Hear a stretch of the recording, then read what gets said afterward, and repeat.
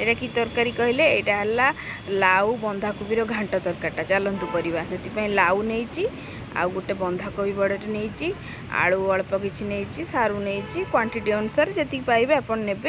एटा बहुत सुंदर तरकारीटा होती आउ बहुत कम समय होगला चलतु केमती कम समय मुझे करुच्ची आपण मानू देखौची से लाउ काटी बंधाकोबीटा काटी एटा लाउटा को धोइबेनी लाउटा कटा हला परे धुआ हुए ना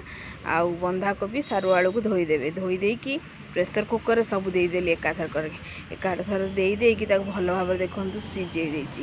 लुण टी हाल्का पकईकी सीझे देती हलदी पकई नी एटा देखु एटा है पंचफुटण तेल गरम हो सारापर पंचफुटण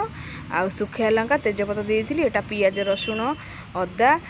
जीरा सब मिक्स करी गोटे दर छेचा मसलाटे करदेली तापर हलदी आउ परिमाण मुताबक लुण देदेली भल भाव जारुची माने मसलाटा कषुची एटा है धनिया पत्रर जो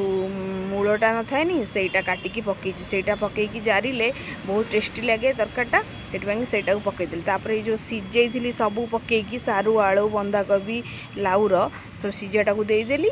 लुण हलदीर परिमाण मुताबक पड़ी आउ किसी पकेबार ही नहीं होगला टिके समय फुटी सारा पर तरकारीटा पूरा रेडी एबे होगला देखो केते कम समय होगला बहुत हेल्दी आ बहुत टेस्टी